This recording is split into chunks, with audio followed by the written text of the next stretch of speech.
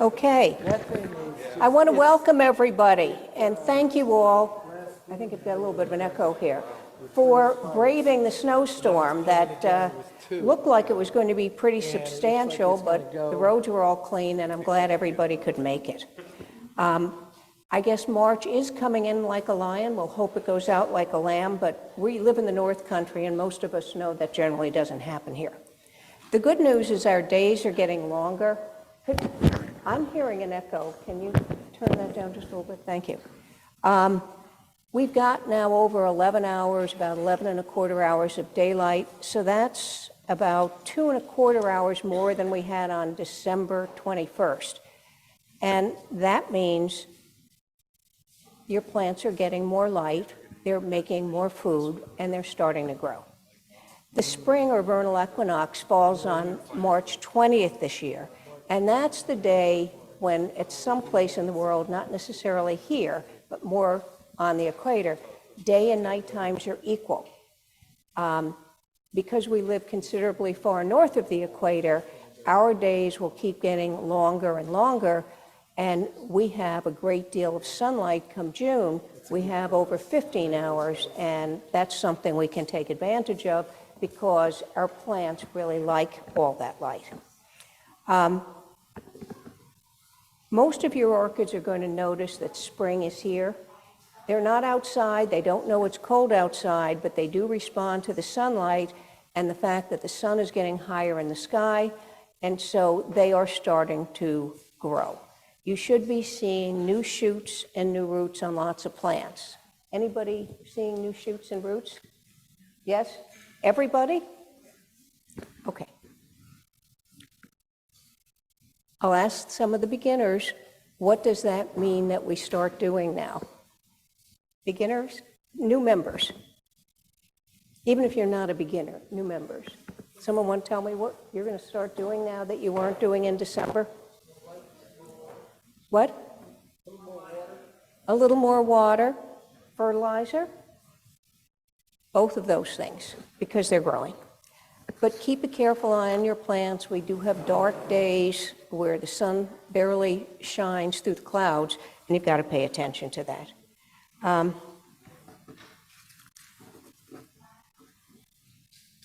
Sorry, I'm not seeing this too well today. The plants that won't know this are the plants that are growing under lights without any daylight. I know some of our members grow in grow chambers and rooms without lights. So your plants won't know that the daylight length is changing unless you change your timers. I want to ask what people do when they grow in a grow room or a chamber or a room without outdoor windows. What do people do? Do you change your timers? Do you leave them the same year long? What do people do? Yeah? I have a smart timer that I just got from Amazon. I'm sorry, can you speak up a little bit? Yeah. I have a smart timer that I got from Amazon that's just set to daylight and sunset. So it changes through the year as the time changes. As if you were living where? I'm curious. I do it here. Oh, you set it to the because mine time were in a window here. before that and doing fine, so I just mimic here. And when I tried upping it, I burnt a few things. So I've just kept it exactly what it is here. Okay. Elaine, were you saying you did something? I change it from time to time. I, make it longer, make it shorter. I have the tea lights all over the cellar, and I have 4 different timers down there, so I just change the time. Okay. I have 15 minutes at a time, Okay. Anyone else want to share what they do? Yeah? Elise?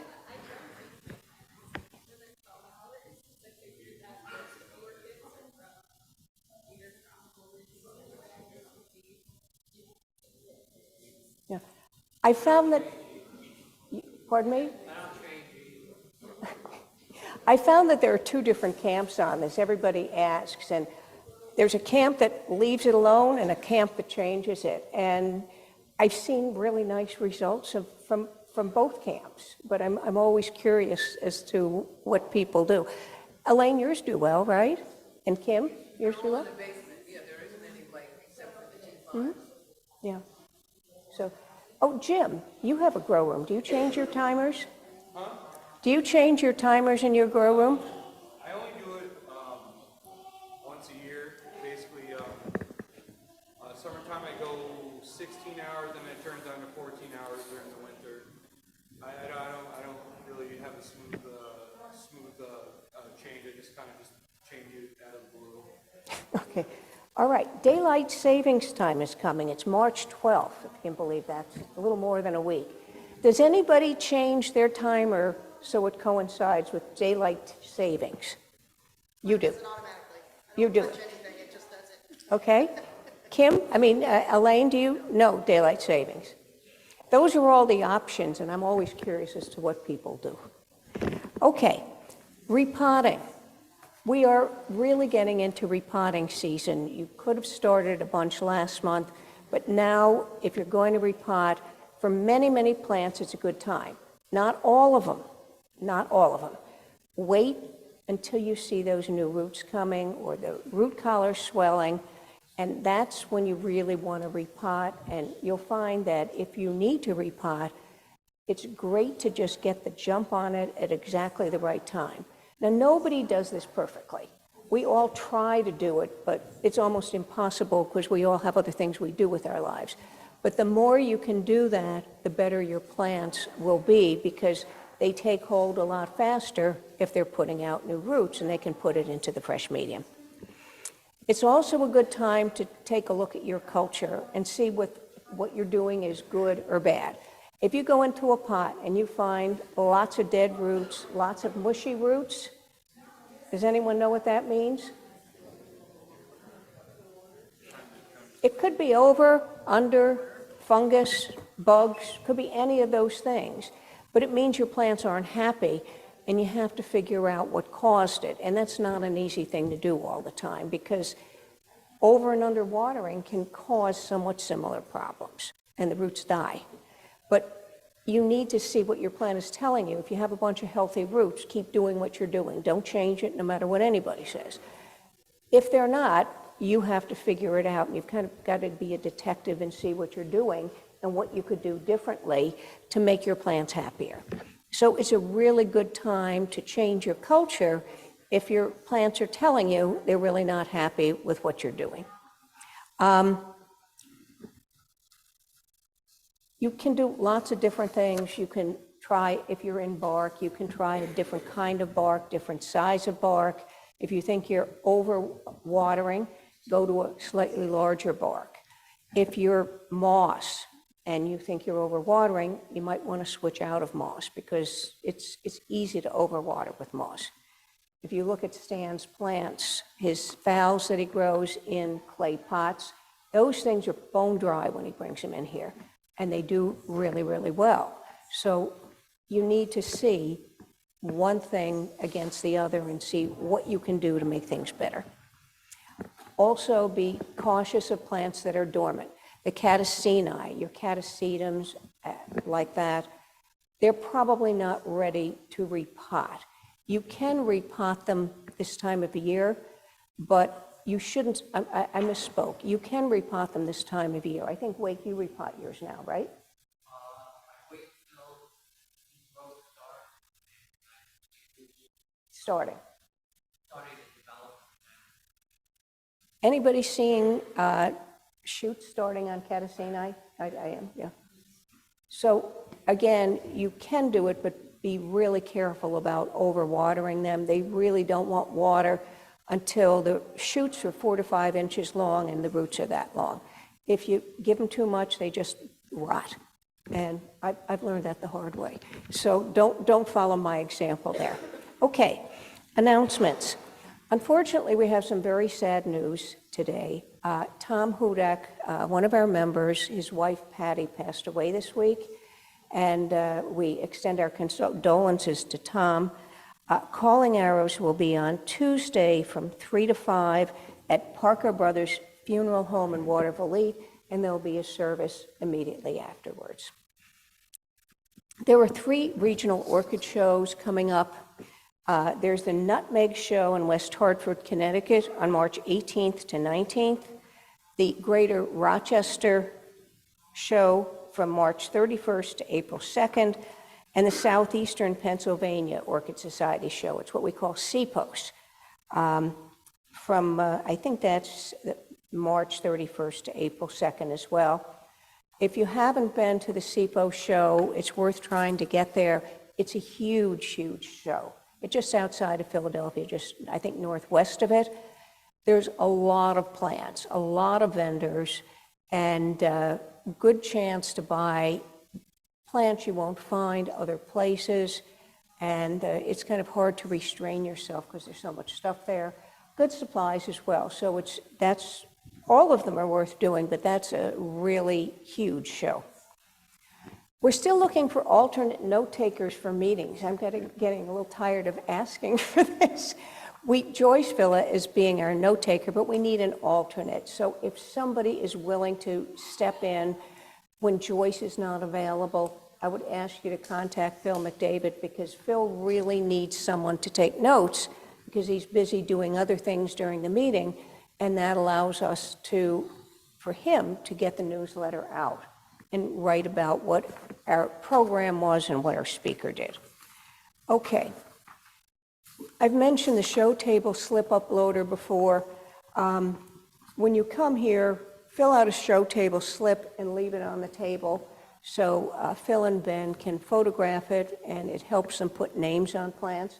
But if you use the plant uploader, the newsletter has a link to it, and also our website has a link to it. You can take a picture, drop it into that uploader, put the name on it and what your culture is, and it makes it really, really easy for both of them, and it means it takes less time. They spend a great deal of time on the newsletter, helping us with the meetings, so it really helps make their job easier, so we ask that everybody try and do that. Newsletter deadlines. The newsletter deadline is going to be Wednesday, March 8th. We're trying to get all information to Phil by the Wednesday after the meeting so that he has a couple weeks to work on it before I start bugging him about where the newsletter is. And he's laughing because it's true. So if we all cooperate and get our information to him by next Wednesday, it means he won't have to listen to me ask him where it is. So please do that. Okay, upcoming meetings and events. I think everybody knows we have flower sign-up sheets for the Capital Region Flower and Garden Expo from March 24th to March 26th. That's a Friday to Sunday. Patty or Stan, do you want to say something about that right now? About the show? Stan? Or Patty? Either one. Both of you talk about it a lot. So, okay, Patty, go ahead.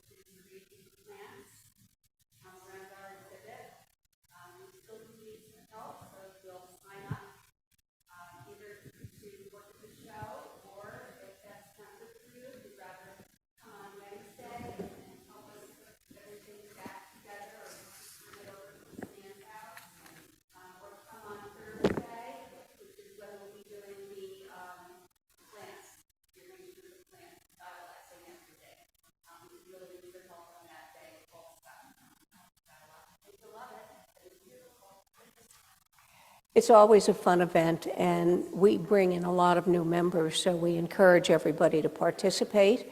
Yeah? If you are going to bring your own plants to the show, could you bring them either Wednesday afternoons, early mid-afternoon, or by 10 o'clock, by 12 o'clock on Thursday? Mm-hmm. Because we need Thursday afternoon to decide where we're going to, how we're going to arrange them. Because, we don't know what's coming, so we need a little bit of time to put them out and arrange them. Either in the display or on one of the tables, 5 tables that we have. Okay, thank you, Patty. Wednesday or Thursday morning. That would be great. Thank you. We appreciate anything that you want to bring to your own play. Just be sure to label it and put your name on the box. Yeah, I want to suggest people put their name in two places in case a label comes off. On the plant itself, that pot, if you use a decorative pot, put it in two places on that as well, because things have a tendency to walk when people are arranging them, and we need to know who they belong to so we return them to their owners. We don't want to lose plants or pots while we're doing this. And just one other thing, if you are going to CPS working on the show, please wear your name tag. Remember to bring that with you. If you don't have a name tag, I have them with me here today. Please see me on this one. Okay, thank you, Patty. And if you've already signed up, take a look at the sign-up sheet so you remember where you signed up. I had to do that today because I'm thinking, when did I sign up? So take a look at them, write them down so you know what your time slot is. April 1st, we should have a lot of new members at that meeting. I'm hoping we have a lot of new members. We have taken in anywhere from, I guess, 15 members to over 60 members at these shows. So we never quite know how many are going to be there. That's a huge range. But there are usually a lot of new members at that meeting. And so we encourage you to be ambassadors for the club and to socialize with the new members who really, it will be their first time here, and help show them around and be welcoming to them. We are going to be working on some ways to retain new members, but that's a work in progress right now. Also on April 1st, we have Beth Davis from Waldorf Orchids. It's a very, very well-known orchid nursery. I think Beth is a fourth-generation owner of Waldorf Orchids. And she has a huge, huge array of plants that are available. You have to go on the Waldorf website, and you'll have to email Beth Davis. Phil will be publishing the email address for Beth, but it's not a website where you can just order from the website. You're going to have to find out what you want and email her. So it's a little more cumbersome than just going on a website and saying, here, put this in my cart, but they have a lot of very, very good things. She also has a lot of supplies. I've been corresponding with her about that, and she says she has a huge array of pots. I've got some emails into her asking her sizes and prices because that information's not on our website. But as soon as I get that from her, we'll be sending an email around. It seems that this week is the Philadelphia Flower Show, so I'm not expecting to hear from her. But I'm hoping at the end of this week, we'll get some information. I don't know whether they're orchid pots. She says she has clay and plastic, but I don't know whether they're clay orchid pots or not. I think most of you know how hard it is to get clay orchid pots these days, you know, the kinds with the slashes in them. So I'm keeping my fingers crossed that she has some available, but she will have both plastic and clay pots for sale, but they won't be on the website. Okay, May we have Ron McCatton, who's the education officer for the American Orchid Society. Anybody who has heard him usually loves him because he's like an encyclopedia of orchids and a very good speaker. June, we're having virtual tour of members' greenhouses and growing spaces. July, we're not meeting. We're taking a 1-month vacation, but we are going back to only a 1-month vacation rather than 2, because we lost a lot of new members with a 2-month vacation last summer. So we're going to try 1 month this year, and we'll be going to Glenn Decker's place up in Galway in August to have a picnic, and that's always a great thing. We've got programs for the rest of the year that are going to be published in the newsletter. I don't have to go over them today, though. All meetings are going to be here at the Community Reformed Church. I think a lot of us, me especially, are really enjoying being here. The church has just been so welcoming and helpful and friendly. It has been a breath of fresh air. And so they've been terrific to work with, very accommodating. And so we will be coming here for all our meetings, except as noted in the newsletter, something like the picnic at Glenn Decker's obviously won't be here, but most of the meetings are going to be here from now on. As always, look for information in the newsletter. So now it is time for our beginner's talk, and I'm going to ask Alice to do that for us.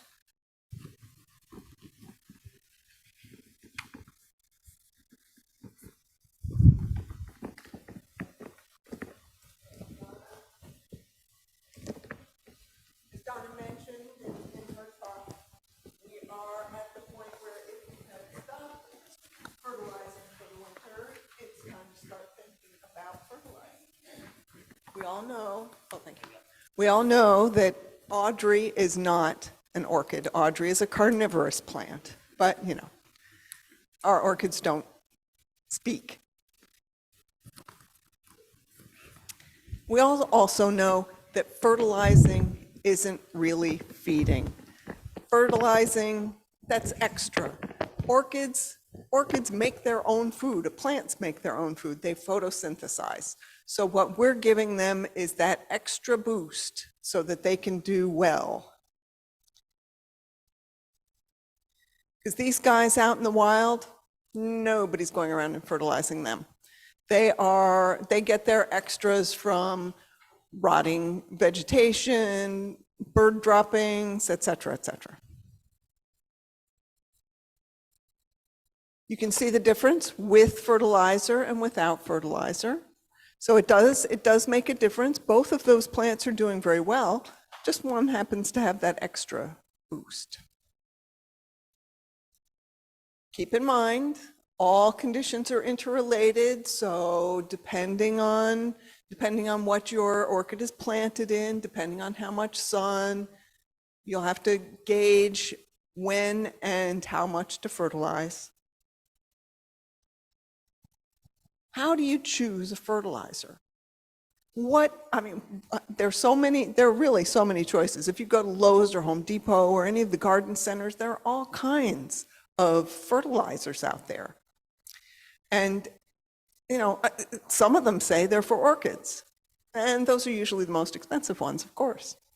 But as long as you're getting a high quality fertilizer, it doesn't matter if it's for tomatoes or roses or whatever. If it's a high quality fertilizer, that's what you're looking for. Also, the micronutrients may differ from fertilizer company to fertilizer company. And sometimes that extra variety, it just sparks a little extra in your orchid. So that doesn't hurt either. There are solubles. Those are the ones I think that most of us probably use, where we mix them with water and fertilize weekly with those. There are the timed release ones, Osmocote, Nutricote, and then the organic ones, fish emulsion and manure tea. And you can guess that most people probably don't use the last category there. They're a tad odoriferous. You'll generally see 3 numbers on your fertilizer: 10, 10, 10. First one is nitrogen, second one is phosphorus, and the third one is for potassium. So if you purchased a 10-pound bag of fertilizer, a pound of that would be the nitrogen, a pound would be the phosphorus, and another pound would be the potassium. All the rest is binder and other stuff that helps the plant take up those chemicals.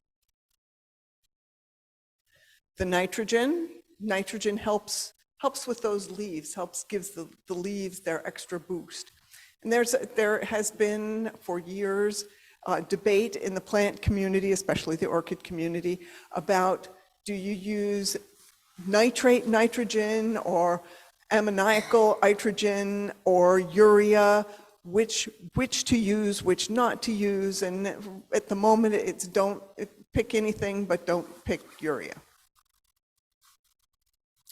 You want to have that less than 20%, 10, 10, 10, a nice balanced one, 15, 15, 15, but under the 20, because you're not, while healthy leaves are nice, that's not the only thing you're looking for. You don't necessarily want to boost your leaf production above everything else. Phosphorus. This is helpful for healthy roots. It was once thought that you got better blooms by using this, but it's not really a bloom booster so much as it is a root booster.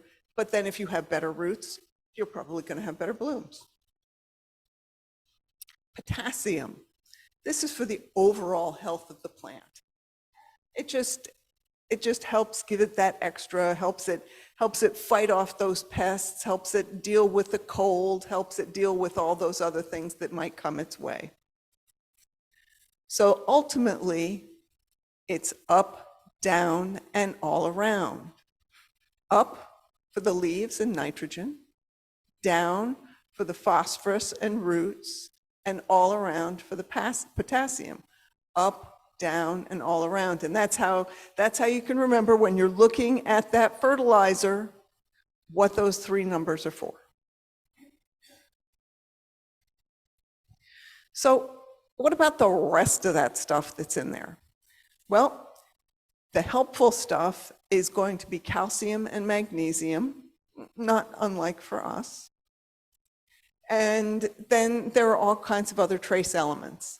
And then there is your water to take into consideration as well. Your water has additional stuff in it, and you can ask the water department to send you, what's in your water, what kind of minerals are in your water, and they will happily do that. So, because you don't want to be adding extra something when you already have plenty of that in your water. And yes, by law, the manufacturer does have to tell you what's in your fertilizer. So when do you fertilize? You fertilize when you water.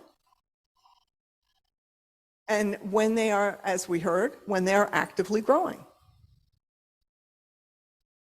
Now, different orchids have different periods in which they're actively growing. Some of them do that after they've bloomed. Some of them are doing that right before they bloom. And you'll be able to figure that out just by looking at your orchid and seeing who's putting out new leaves, who's putting out new roots. Follow the directions. You're working with stuff here that, could hurt your orchid, so definitely follow the directions. Water your orchid first. You want to have them wet so that they can have a better uptake of the fertilizer, and so you're not burning your orchid too. Then, if you have the patience to, rinse. You don't have to repeat. You just need to rinse afterwards so that you avoid mineral buildup. Because more is not better. You don't want leaf burn. You don't want root burn. You can't see the root burn, but you can definitely see the leaf burn. Don't fertilize when the plant is dormant. We talked about that earlier. And also when the plant is stressed. You might think that, my plant isn't doing so well, maybe if I give it some fertilizer, that will help it. No, it's too busy trying to survive. It's not going to be focused on taking up that fertilizer. So treat that differently. Don't think you need to fertilize that, because it's stressed. It's not going to help.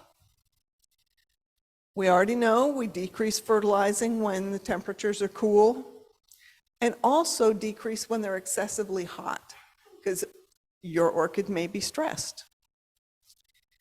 If light is low, it doesn't need as much fertilizer because it's not growing as quickly. And when the plant is in spike, you don't have to fertilize as much. Some people think that you shouldn't fertilize at all when your plant is in spike or in bloom, but that's a personal thing. The plant doesn't really mind. So weekly, fertilizing with more dilute. Most of the orchid fertilizers, the houseplant fertilizers say, 1 teaspoon per gallon. Well, you can do a quarter of that or a half of that and do it weekly instead of once a month. Because, vitamins every day are better than vitamins once a month. Once again, don't apply more than the manufacturer tells you to. Don't want to burn your orchid. Drench that potting material. If your leaves are dark green, you could be over-fertilizing.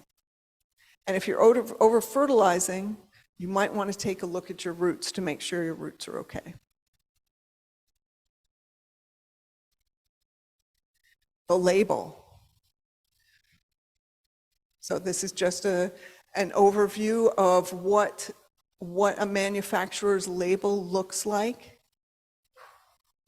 The brand, the balance, you can see the balance on this one. Oops. Wrong button.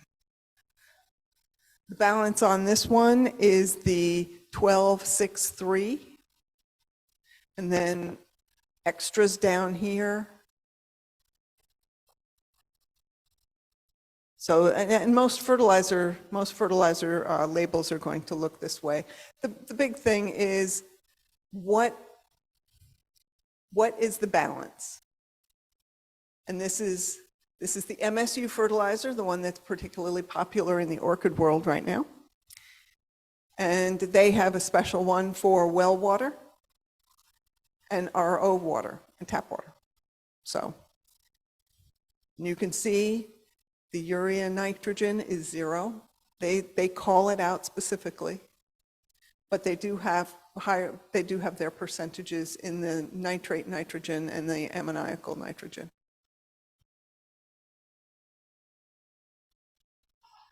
So 'tis the season. If you've stopped fertilizing for the cold months, time to start considering it. And do you have any questions about fertilizing? I know everybody wants to go do their plants. I'm sorry. Yes, sir.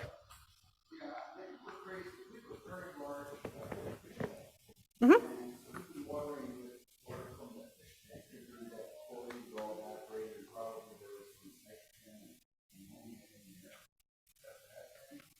Oh, no, it's not a bad thing at all.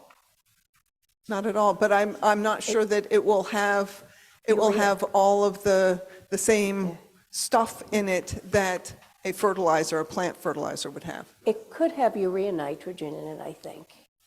Yeah, I'm not yes, sure, that's but I possible. think it might.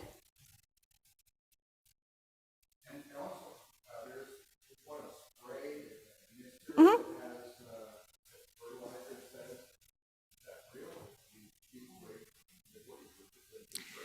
Yeah, the foliar feeding, some orchids you can do that with, most of them you can't because they don't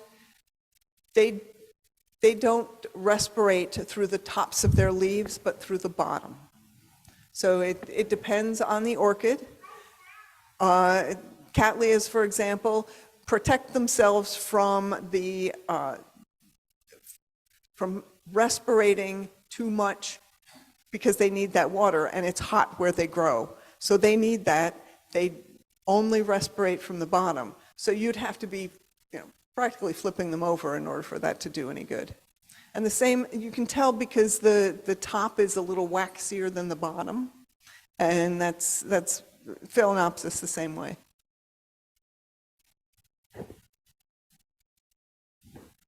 All right, what's Okay, next, Donna? thank you, Alex.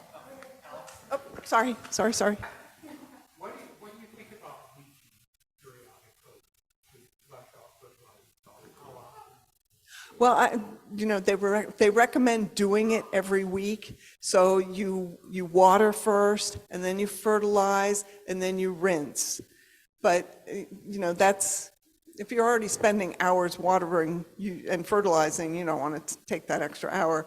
But once a month or so is probably good. But again, it depends on all those other things. What are you potting in, and what type of container is it in? Because Well, I just use water. yeah. Water.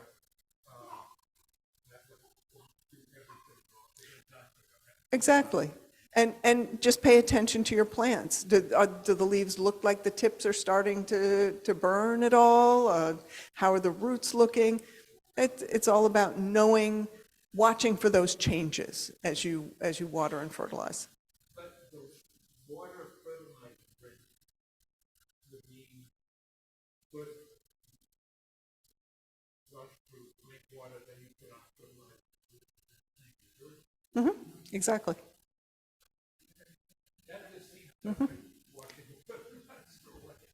Well, yeah, but you really won't be, especially depending on what you're potted in. For example, if your stuff is in sphagnum, there's going to be plenty of the fertilizer that doesn't get washed away.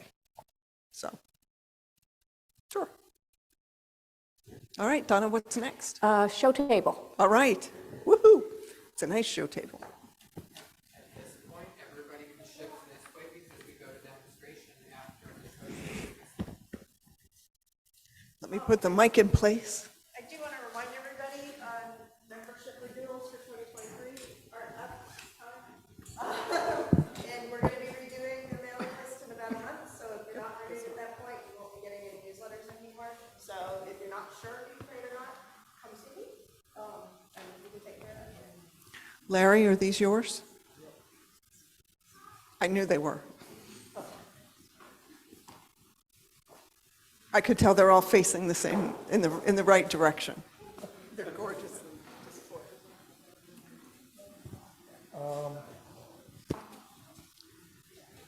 Let me see. This little orange one is, Everybody can come over here if you'd like to see the orchids. It's kind of hard to see from that far away. yeah, you know what? I'll just mention a couple of things.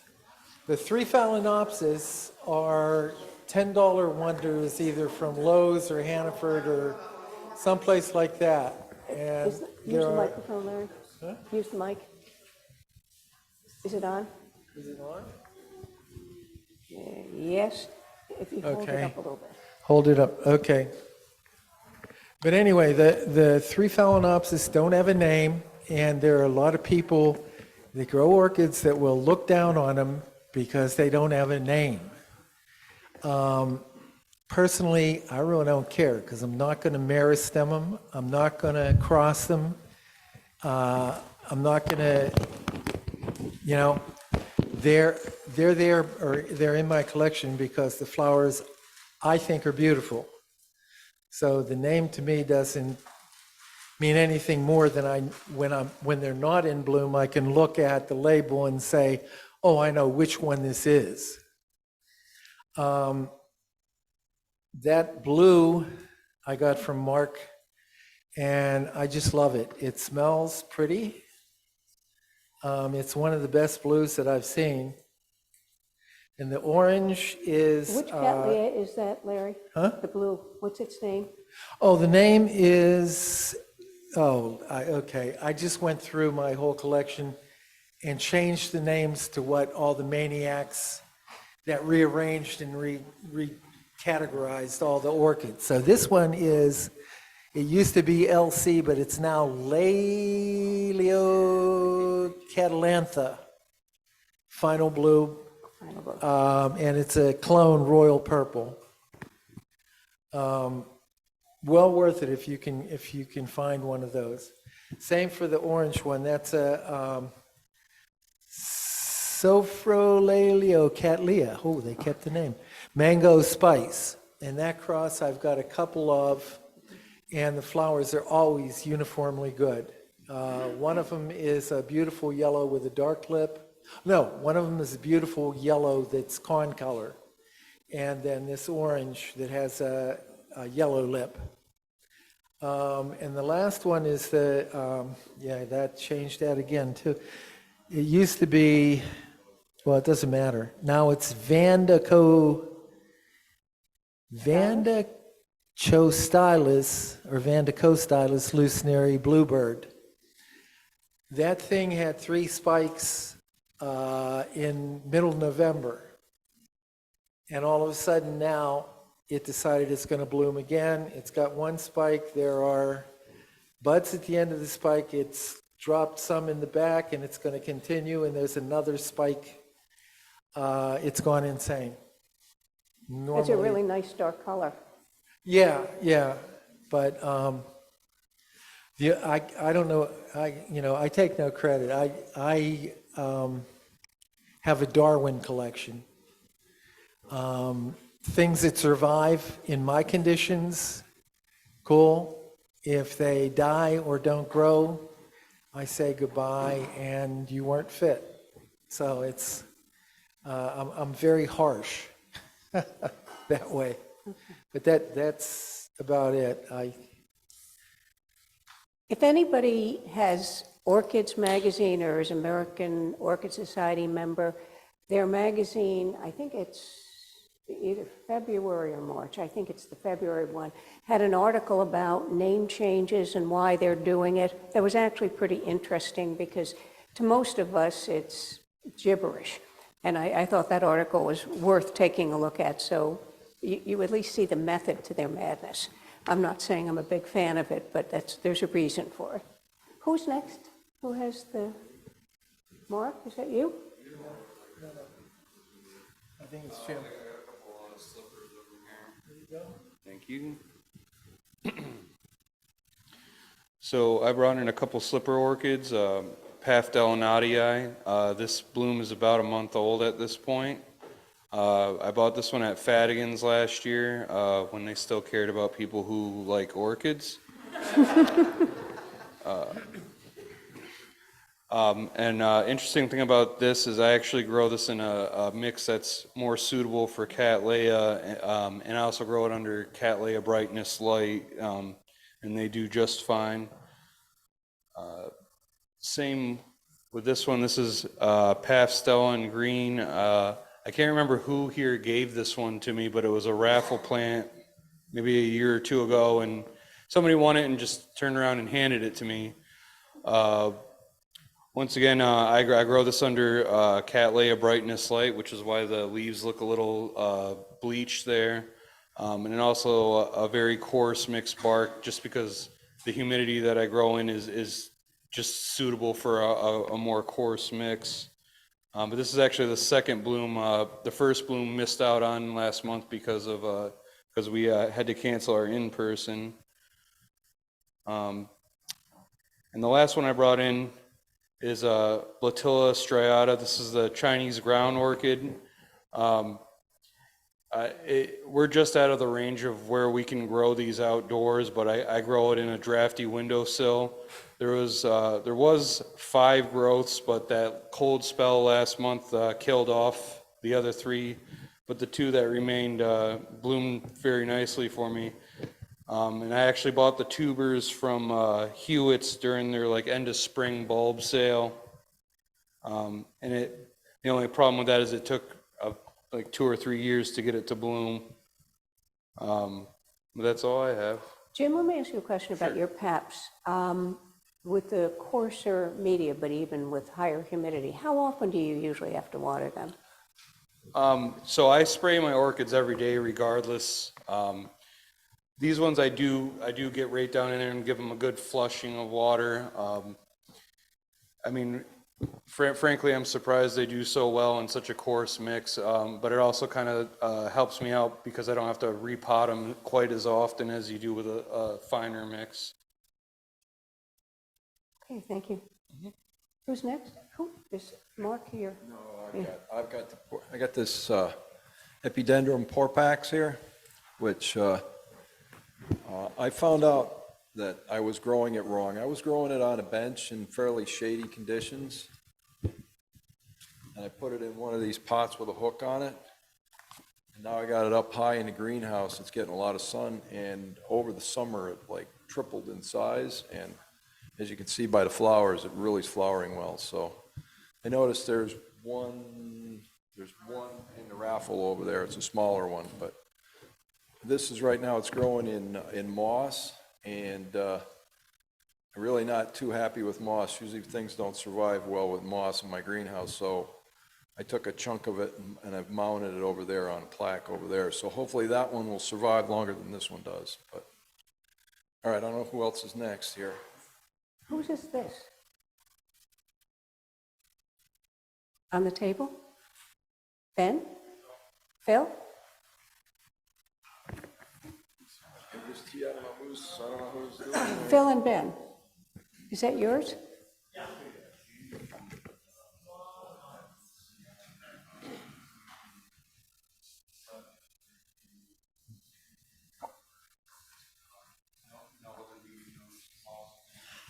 All right, so I brought in two orchids today.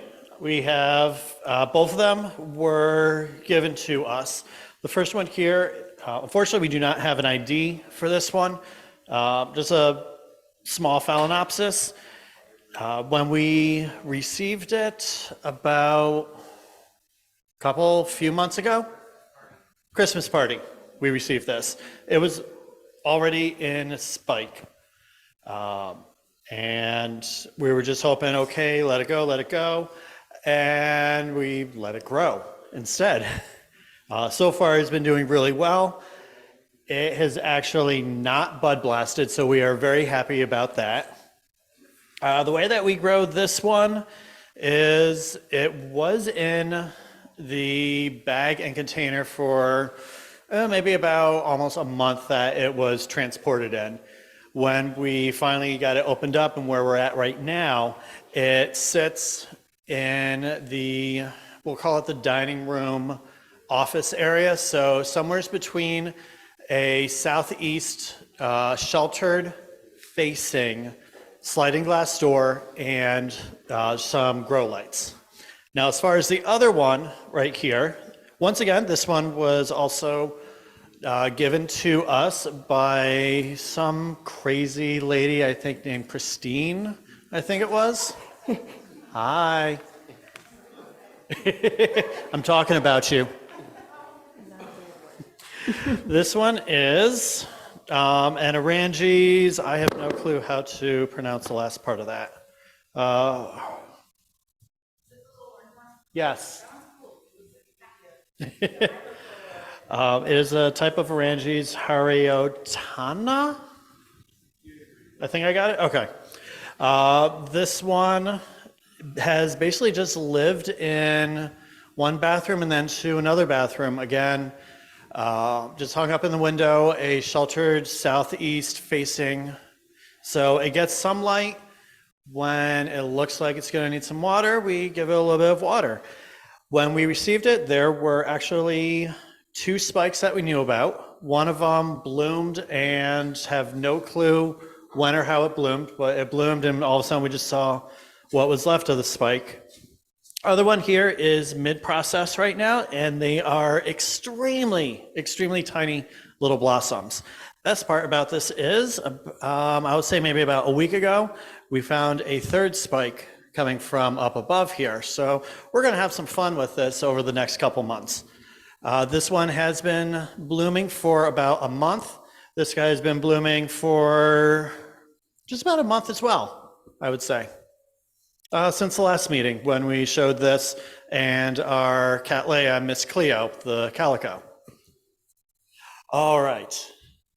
I believe it is Donna's turn. No, who has the No? pap here? Is it pap? This big one? Maria. Here you go. Hi. So this is a multifloral Paphiopedilum I got about 5 years ago from Path Paradise. And it blooms for me every year, although this is the first time I've gotten 2 flower spikes on it. It's a Hey Jerry, and it's a cross between Jerry Spence and Hynaldianum, which one of those parents has really big flowers. So I keep it on a southwest facing window. It's in a fairly large media. I water it every week, fertilize it a lot. It really does. It needs, I have the time, little beads in there, plus I give it other fertilizer. And it likes to be repotted every year. And I don't know, it's doing fairly well. It's happy.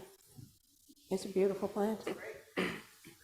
And the flowers stay for a very long time. Okay, I think I have my own. I brought a few in. I have,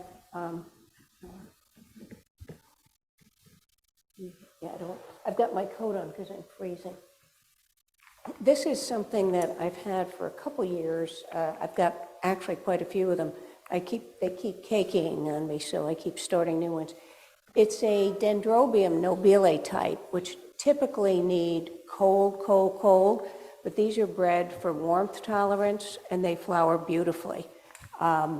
They just don't need cold the way the others do, so it's a big, big change, and it's a way to have nobile types if you don't have a cold environment. The others I have are cymbidiums. I've got two.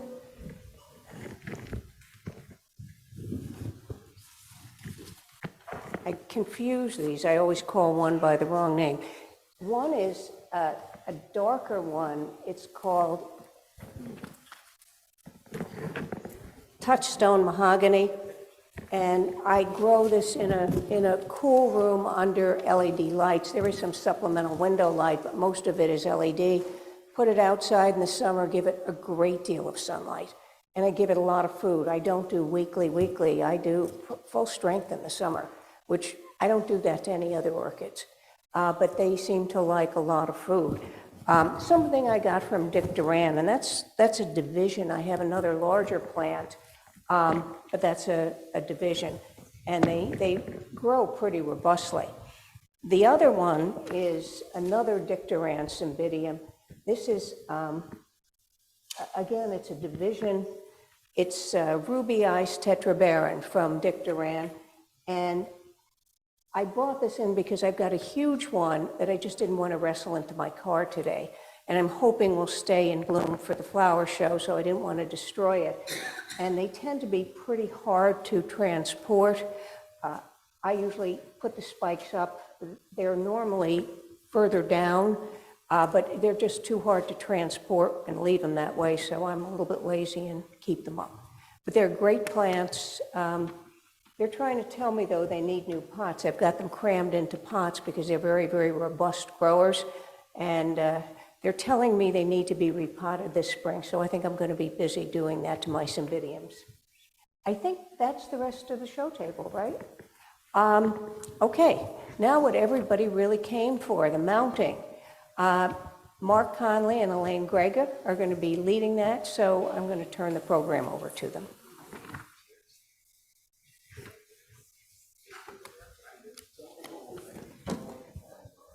Mark, do you want to?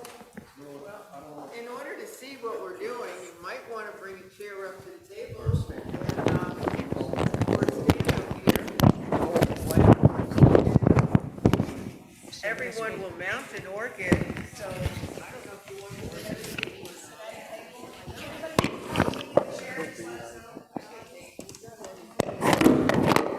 I'm not sure why they laid it out this way, but.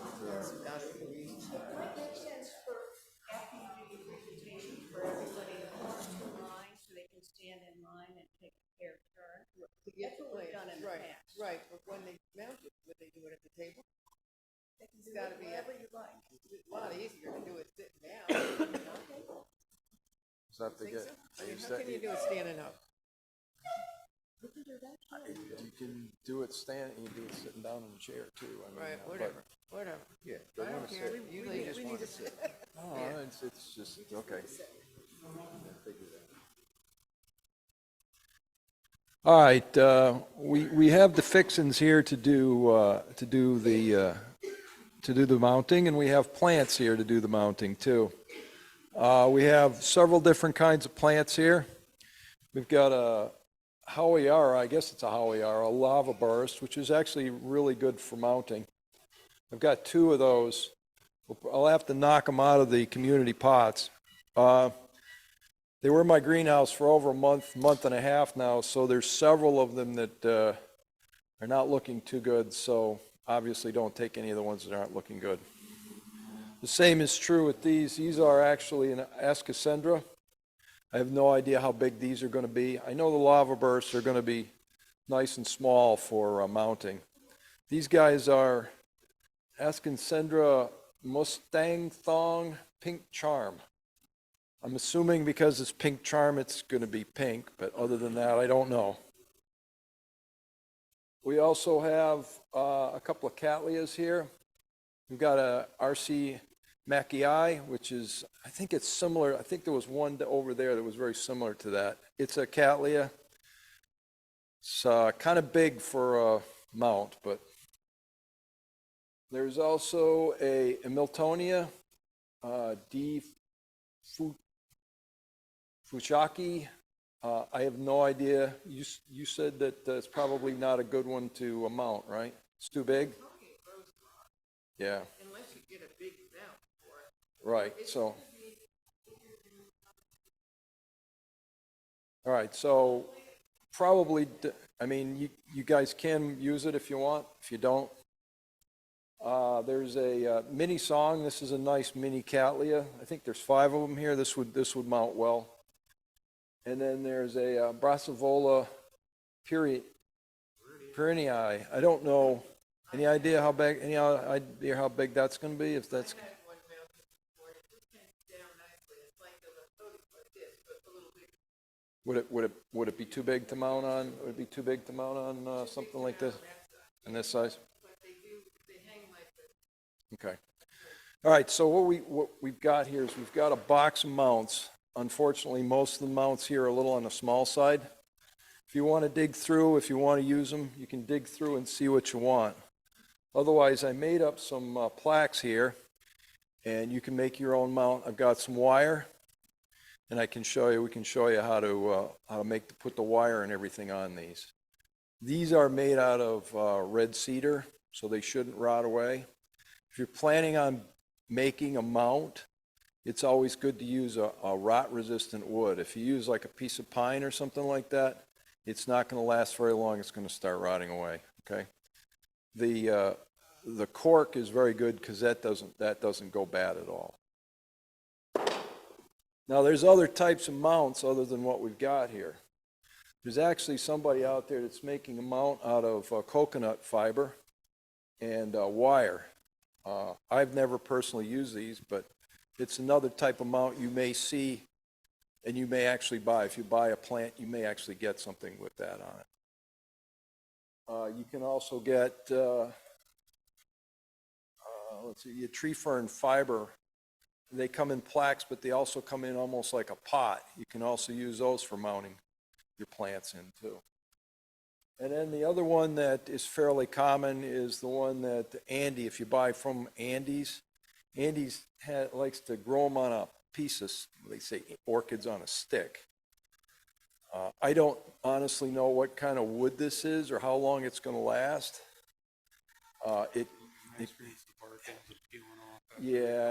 It's probably not something you want to look at. Okay. Now, Elaine, you've got some plants and some stuff here too, right? Yeah. I prefer cork. With the cork, it lasts for a long, long time. And the cork that I use comes from the Mediterranean, from Portugal, from Italy, Spain. And they take these cork oak trees, and every 8 to 12 years, they strip the tree of all this cork. It's kind of interesting to look at it online, how they do this. But it lasts for a long time. My plants here, most of these I did myself, a few Fred did. That's Fred. And these are 8 years old. The great thing about mounting orchids, once you do it and try it several times, you don't ever have to repot this. 8 years it's been like this. And sometimes you buy orchids on a little plaque like this. It just doesn't do it for me. Yeah, it just doesn't do it. It is cedar. It does rot. Right. When you get into mounting orchids, and I think you'll love it once you try it, this is an extension rod. And you put this in the kitchen. You're always at the kitchen sink. And I just use a little spray bottle like this. Bing, bang, you're done. You just watered for the day. It only takes a few seconds. And I mean, I want to show you the types of plants here, but I have a lot more at home. This is a masdevallia. This is a species masdevallia that blooms every year. Now, I didn't take the fishing line off this because I'm a little afraid of this one. Most of these, the fishing line is off them already, or you just take a scissors, cut up the back, and pull the fishing line off. I recommend the sphagnum moss that he has over there, not to put it under the roots, but put it on top of the roots a little bit. And you don't always have to use it. If you have a Cattleya plant, their roots are so big, you know, I just use a little bit for moisture. This was just mounted this week.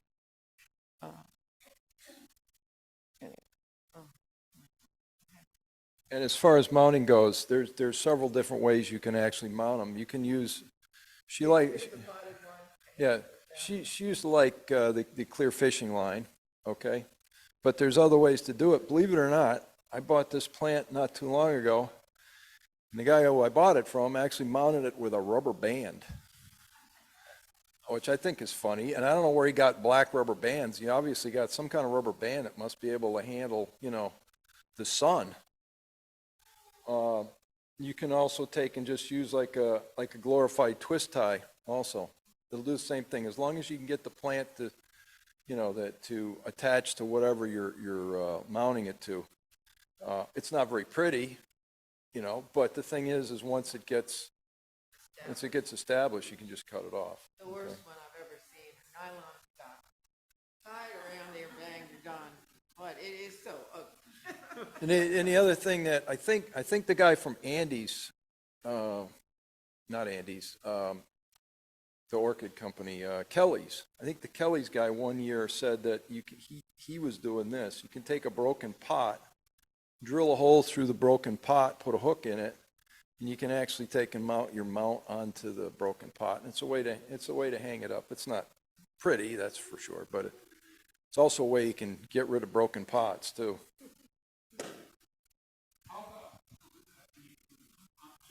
Yes, there's people that hot glue them on, yeah.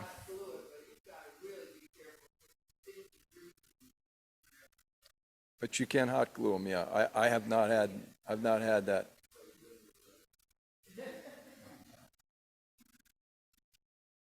I use the fishing line from Walmart.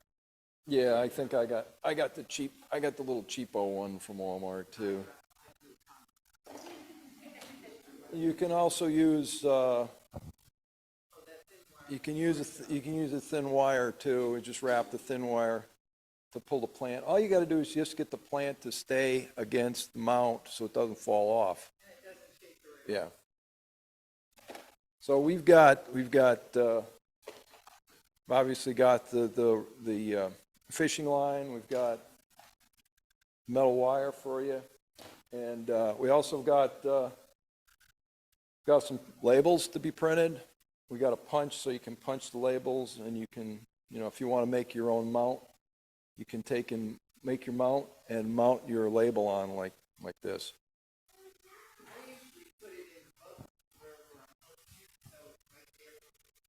Yeah.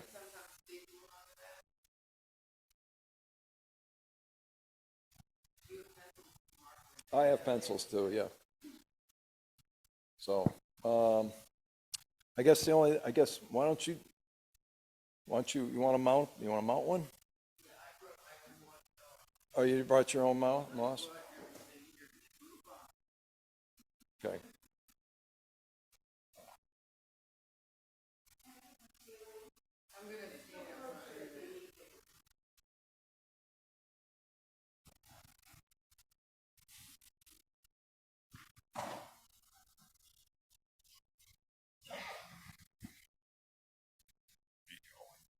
That's going to be a trick. Well, whatever. I got it. No, I can. With my teacher voice, do I need it? I don't need it with my teacher voice. All right. 32 years in front of middle school. I'm qualified for this. This is one of the oral plans, and I'm doing real well. One thing about this plan, it needs to be watered. Some of them I don't think need as much water, but these have really fine roots. I had a lot of oncidiums throughout this twinkle, different ones, and they have very fine roots. Sometimes with the fine ones here, you'll see a little moss, but you can't, it's like thick roots. I'm just going to put a small amount of moss on here.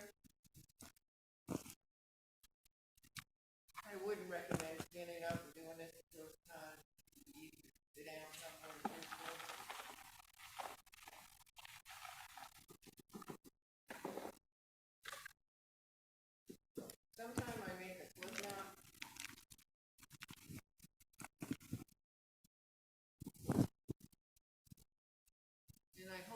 one of my fingers, but it gets really tight. And you just wrap it around. No, it doesn't have to be beautiful, because eventually you're gonna cut this off.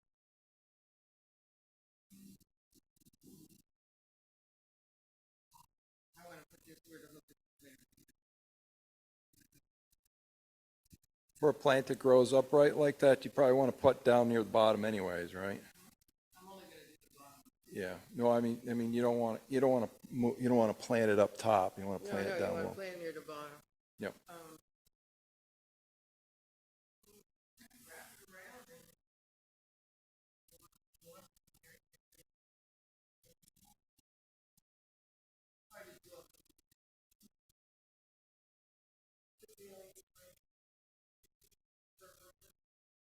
Yeah, it's good. You got to keep them damp, at least early on anyways, till they get established.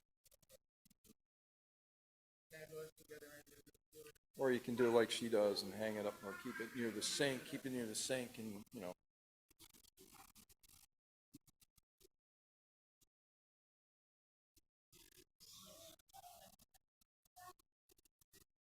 Yeah, they like humidity. kitchen sink rod works really well.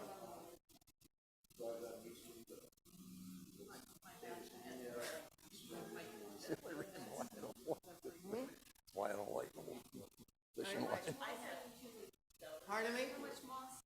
Are you covering it up pretty well? I'll show you in a minute. Yeah, it's just enough to cover the roots. I just put a little bit on. Yeah. When I looked up, I wasn't like, pardon me? I put it on top. You can do it both ways, though. But you can put it like under, some of them I put a tiny bit under it, but I make sure the roots are gonna hit the wood. My question becomes, if you put it underneath, you have to pull it out. No, you don't. You don't have to pull it out.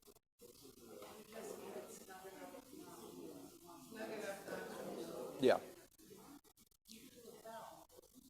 I had valves at home mounted, I have a lot of these valves mounted. Just got them on them backward. You got them on them upside down. Yep. That Yep. little valve that was right here, that one was mounted.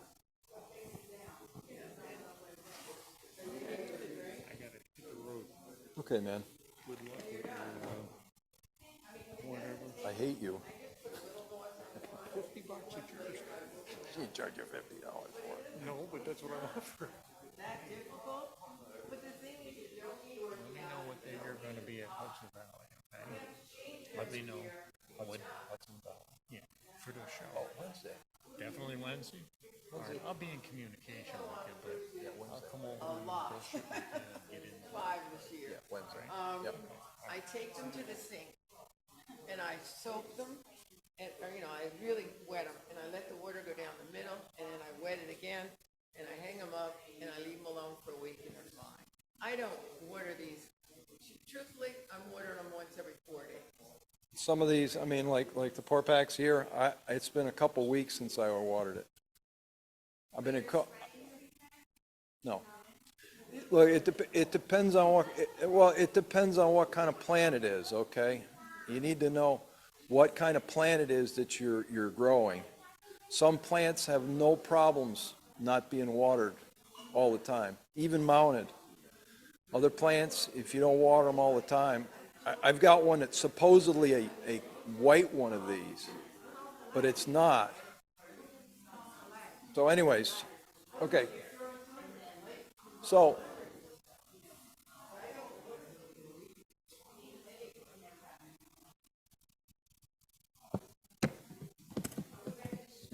yeah.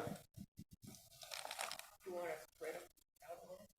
That's what Oh, you're I'm trying to get them so that they're actually can be taken out of here.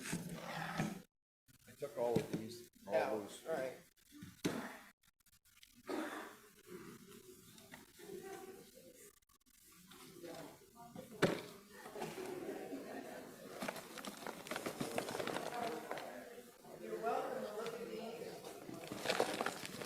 So come on up, and we've got the flax here. We've got some bark. or some,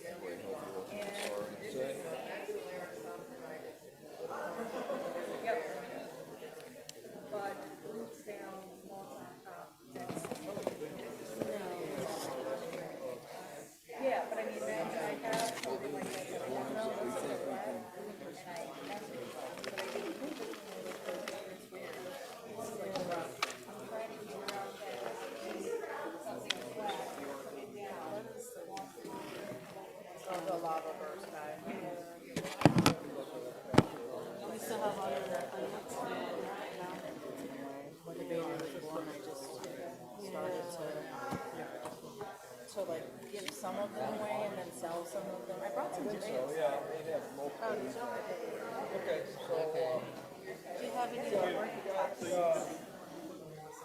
these guys here, Yes, maybe at the other house. I have a couple of these guys. I told them that if plant were going to cost a little to sell my basement right now, they would be classic. So you have a water in the basement, they're just and they're still alive. The cactus has done the best because they don't need water. Are you going to get rid of the cactus? This is Cattleya and then Hawiara, which is kind of an Oncidium. Yeah. Which one should we get, Robert? Oh, that's so cute. So that's Ascocendrus, yeah. So banded plant. Okay, we'll see. Okay. Cattleya, What one is that? and Hawiara, it's the small red. This is I'm not sure if that's actually part of it. Is this? I think it is. I think they said, yeah. Okay. Yeah. For this guy here. This is Rainbow Cattleya Mackay. Oh, you've seen it? When you saw it? Something. What is that? Is that the Cattleya? Miltonia. Oh, it is Miltonia. This one was the Cattleya.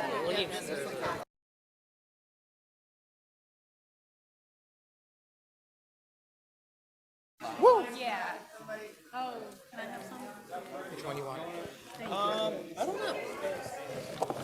What seems good? They're all kind of good. It's not dead. It's growing, but never flowering, so I just need So, do we know what kind of flowers these are? No, Anybody else fishing line? I don't know anything. I mean, they said it was good to be bounded, that's why. Sorry. Sorry. Actually, I have this fishing line. Yeah, right? You get one fruit. Yeah. I only get one shot at this one here, folks. One root, one shot. What is it? This one, These are Ascocendra, they're banded plant. they're bandacious. What does that mean?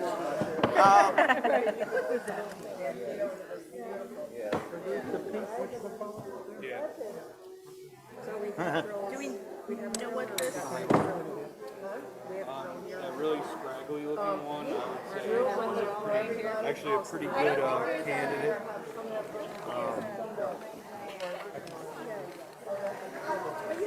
I'll see it after this too. I mean, it isn't the prettiest looking right now, but the ideal being, they do like to hang down like that. This one right here, this comes out nice. No, this is the Hawara. This is the Hawara lab coat. I think for this one, how this one is the one that's enough to. You want fishing line, okay?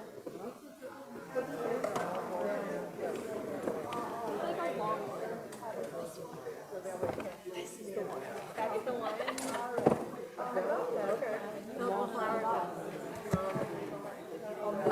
So are you looking? Yeah, so they grow This is what you just. like Which, this. This one would be really nice too. That would be really. And the flowers It are doesn't grow big. it's done freezing. Could go. No, this is red. Okay. This is like an oncidium type of family. Oh, It's really flowers. Okay, This is like a naked. okay.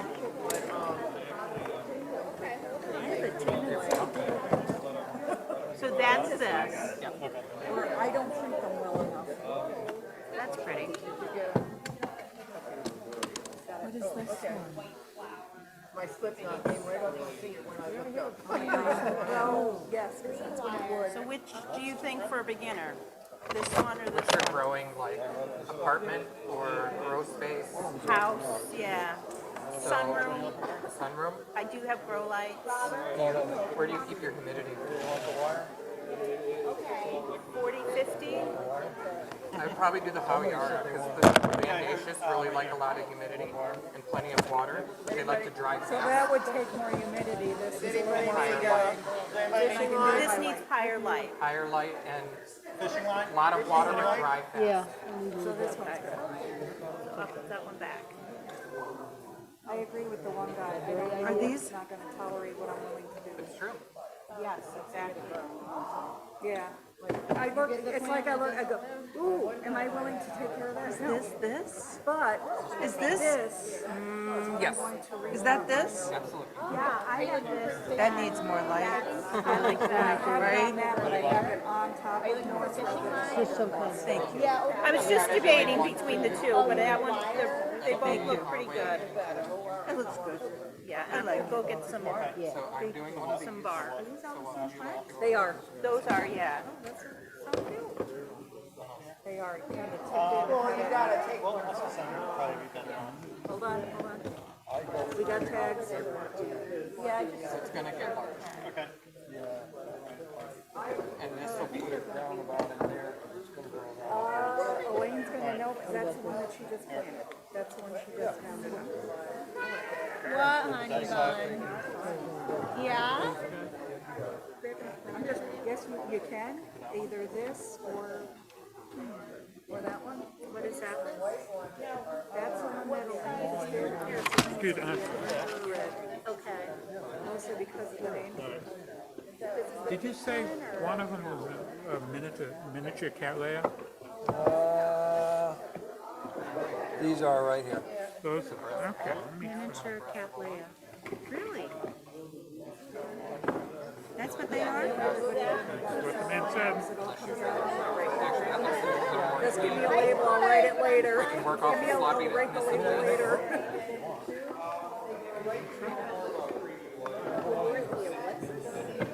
Lavender? Thank you. Now, what is this plant? You want to? It's a Hawiara. Lava versus Go ahead. It's Hawiara lava.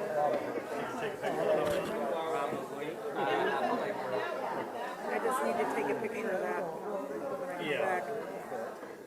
I'm looking this up to make sure we're going to get. Yeah, that's what I did for the ones I bought. I went, looked, said, yeah, I like them. Or do you want that one? So there's 4 different types to choose from, right? Basically. Or is there? That's that one. That's pretty good.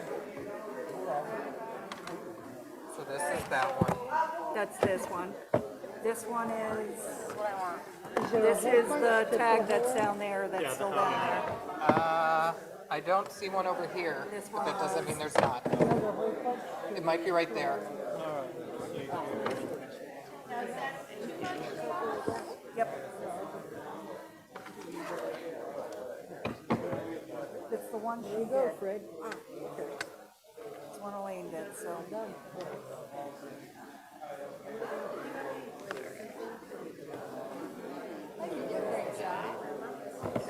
So that one is that.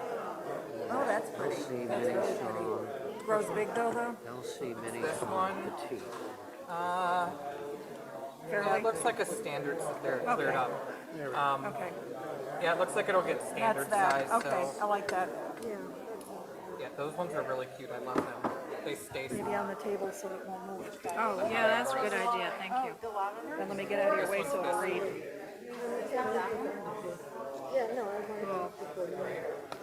That was smart. It's the only way, it's my hand jiggles. Do you like this one, babe? I know, that I got lots of little strange things. Better than this one? Yeah, and then I look at him and go, huh?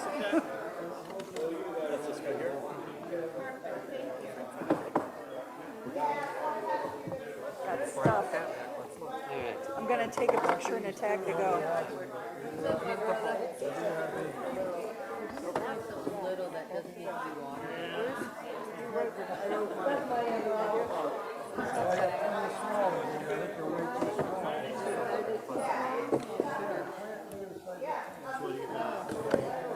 Now there's the bird. I'll take a quote that would go with that size. Or if you think I'm willing to go with this, if you think this would be better? Yeah, because that'll give it something to look to, right? So most on top of this. And, I feel like you should tag it. I'm gonna walk off out of people's way.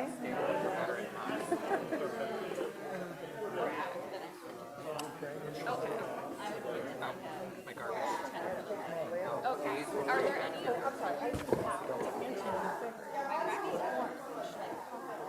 All right, so I collect this one. This is made by a company that made that certificate. You have yours? Mine's over there. Oh, okay. I don't need that one, but you can leave that one. I only need one. Whichever one you want.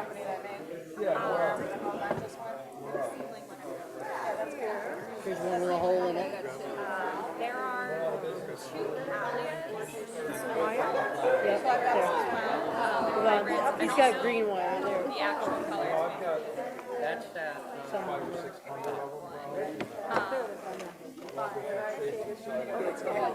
That's for air conditions. Yeah, that's this All one. right, does it need to be watered like every day? Yeah, pretty much when it dries out or whatever. What about if I put it in that little terrarium thing? Last a couple days. Doesn't look in that good shape, does it? Roots aren't very good. Yeah. As long as it's got a good root, it'll be fine. I mean, the leaves are in good quality, so I wouldn't. Yeah, that's what it's an Ascasandra or something or other. Yeah. It's an Ascasandra. So Yeah, it's kind of like in a Vanda family. What are those little guys? I think These are Cattleyas, yeah. Yeah. I don't know what band to recommend. Wait. Well, I don't grow those well. So. Yeah, I don't either. Probably go with the That's why I took one of. That's why I took one of them. Yeah. Okay. It's more like my world, but.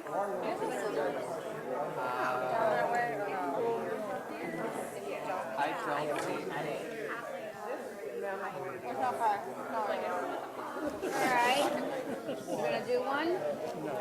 I'm gonna take a plant, but I'm not gonna show you something really. Oh, okay. He sharpens it at his deli. I just gotta get this wire. Seriously, I know you're not supposed to do this, but I need that when you're done. Take a picture. We're gonna end up doing it. One of them that he grabbed has one root this long. Like there's no way. Gotta wrap it. Thank you for pulling. My problem is that It's so much more hard. Yeah, it is. and what's really it makes a mess. I'll try it.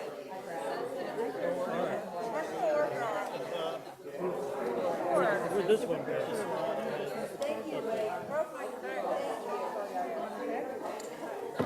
Whoever grabbed the last of this could have just taken a tag. I'm just And I'll show you something. I'm just gonna steal this so I can write the name. Nope. Yeah, but it works.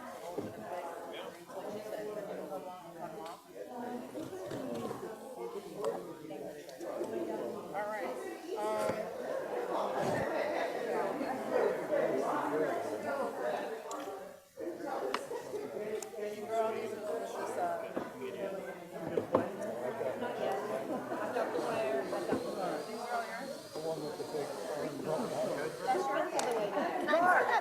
Mark. I think that's Lou.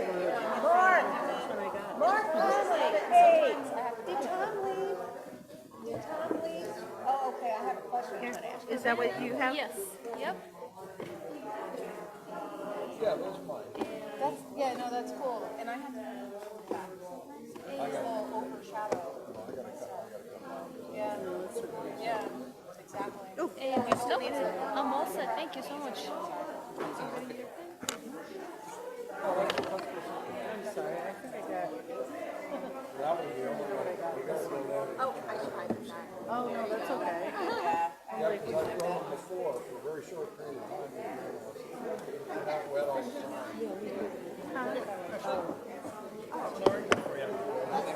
She wanted that. He put on me, right? Just making sure you weren't waiting on us to move. Because they'll do the green stuff, like the wall sets on there. And the terrariums, all the ones that I have, they have all.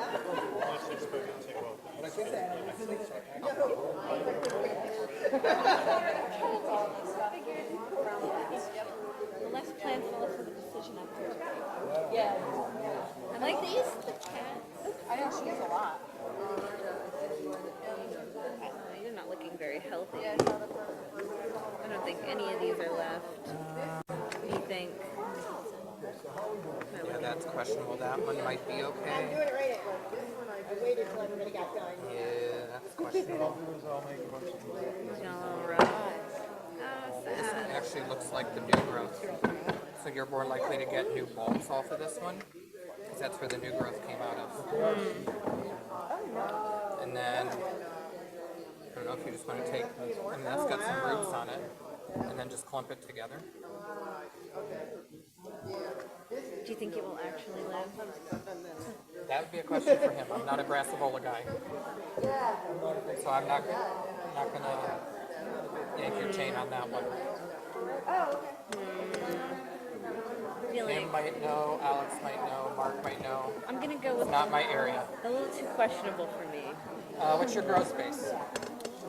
Low light, cold, medium light. These are going to be higher light. These stay small. This is a pretty decent one.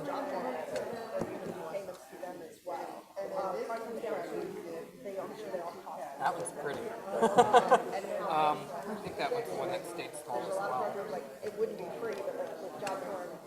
Yeah, so that's that one, That is pretty. right? And it looks like it stays pretty small. That's off of a mount. I mean, I'd be all in. So realistically though, my rack is orange. Orange and pink. What I've been doing is signing people up and then Orange and orange. Which is worse, which is better? Right? What's this mill telling you? This is orange. Is it, does it look good though? Orange and It's orange? like a red and orange, so it's got like a nice tone But yeah, contrast. I'm all in on any. And the flowers are like small. Yeah. Like little. Because I know I'm more likely It's one of my favorites. to. Or sign up online. Like, oh yeah, I'll sign up for this. Here's my card. Right. Yeah. No, I'm all in. I think probably we need to take a look at several projects.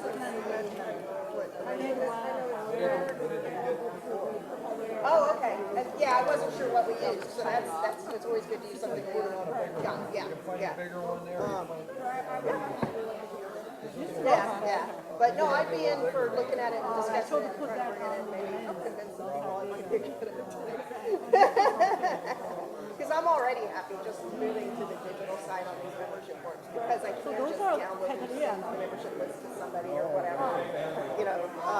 Upload. I haven't gotten it to upload automatically yet because I got the form made before I knew I could do that, and now I don't want to mess with it when I've got it working right. I'm like, after the show, I just mess with that.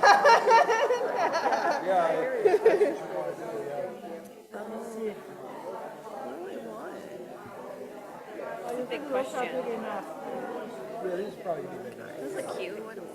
Right? Those are the pink ones. So, yes, that one. Ooh, okay. Yeah, that's like more of a pinky red. My thing is copper, so I think that'll be like a nice contrast. Yeah. Because I feel like orange on orange is not going to be good. I feel like I look at it and be like, where is it? What am I looking at? It's kind of. Thank you so much. Of course. Makes it so much easier. Asco something. Right. Escasenja. Yeah, I was just, what's that for? Something, something, thing, Mayam something. Tong. I think it's something Tong. I just looked that one up. Let's see. So that's a medium light, kind of intermediate to warm, so it can tolerate some cooler. So probably 40 degrees at your lowest. That is my lowest. It's not fragrant. I It's feel got like, finer roots, so it's going to need water more often, yeah, I can pull that off. right? This is doable. It's one of my favorites for in-house growing. It will go in my house as well.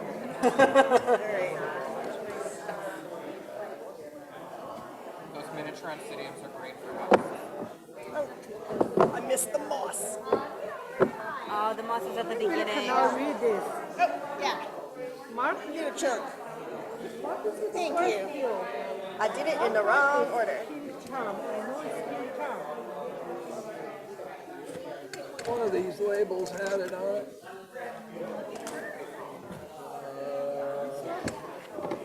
Oh, yeah, I found one. Oh, nice. MUANG. Okay, that's kind of what I guessed at when I was writing it, so I lost my. Did you get it typed? Yeah. Okay. No. You need to spray Lysol?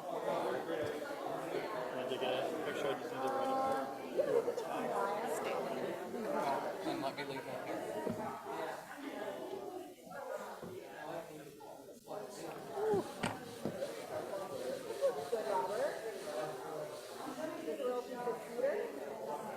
Okay. Am I pulling at the wrong thing?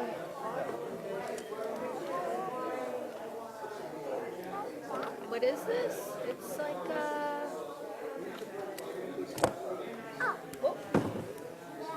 we gotta find some with some good roots.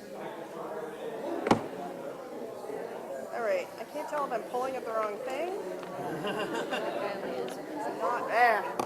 This one I think is good. Okay. This is Vanda, like, according to Mark. here. We should take a picture. Can I just get past you? I guess I can just grab this. You got a little helper here. If that's what I have, nobody took. Anybody else need help? Come on down. I don't think you offer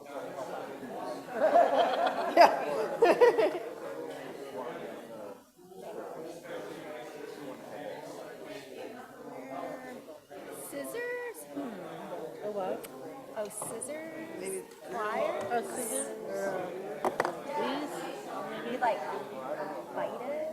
I don't think. Ooh, that didn't work. Maybe you can bite it. Oh yeah. Right here. Yeah. There. There we go. I need to get out of everybody's way.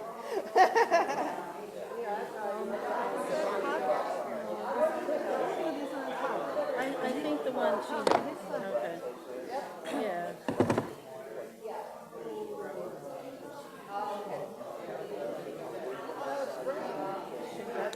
Yeah, thank you. All right.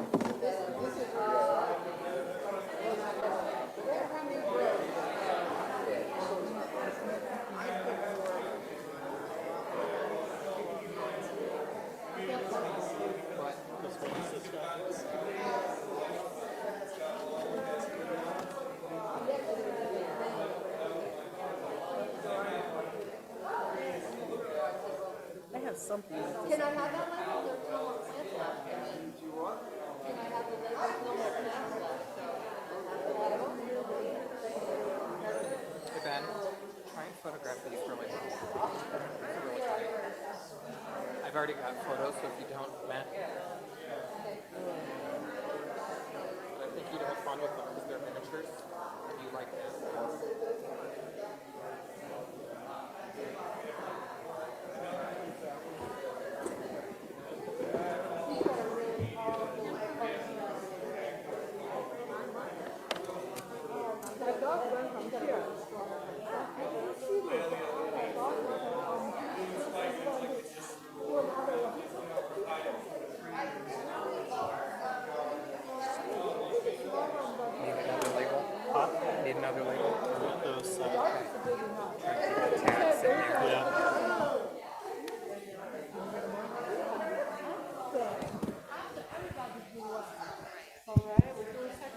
Thank you.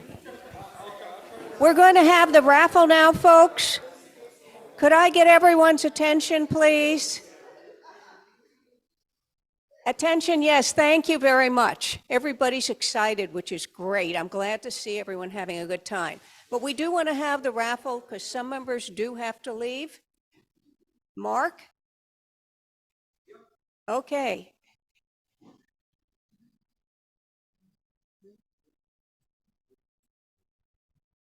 Okay, the first one, 835-1345. That's 1345.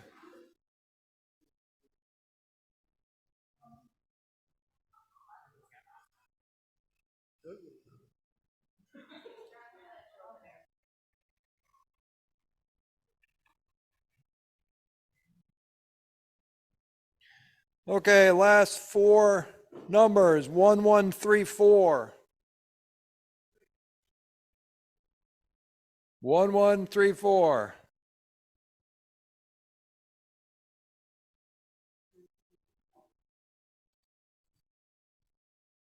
Next one, 1344. 1344.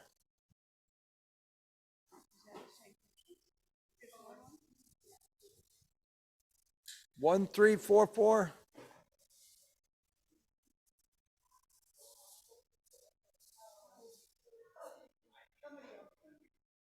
Oh, you got. Yeah, there's a limit to one per raffle. Somebody else, yeah, somebody else. Let's see, everybody else get- Okay, 1142. You are a lucky lady. Man, I tell you, I mix these things up.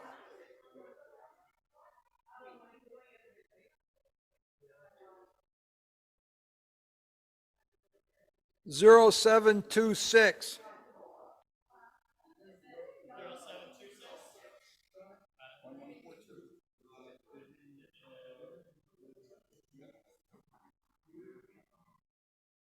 Oh, you got 1142? Oh, somebody said they already had. I'm sorry. Go ahead. You got two. There's two people. Go ahead and get one.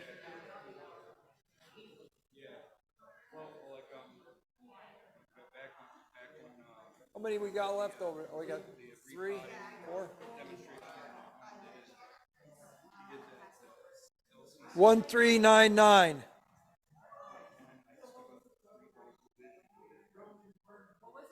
1399. You need it? No.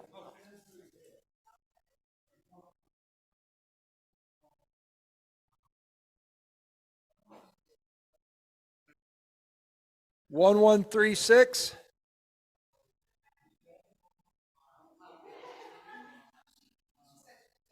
Again? Man, I can't. 1377.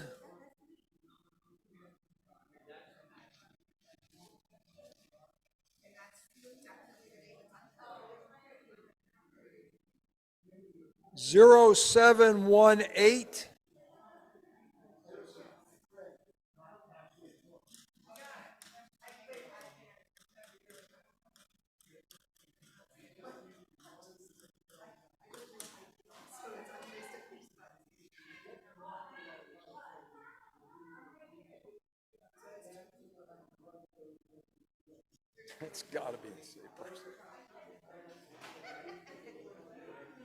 1358.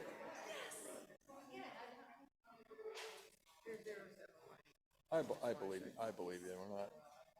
We're not raffling off a Corvette. You know what I mean? No, I believe you. Nobody else claimed it, so I believe you. Thank you. Yep. 1395. 1395.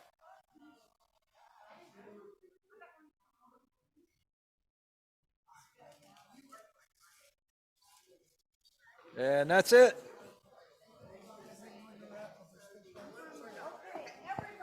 You tell them. We're going to continue with the mounting demonstration. If you have to leave, we will see you on April 1st. But also, don't forget about the Capitol Flower Show. Please show up there and help us.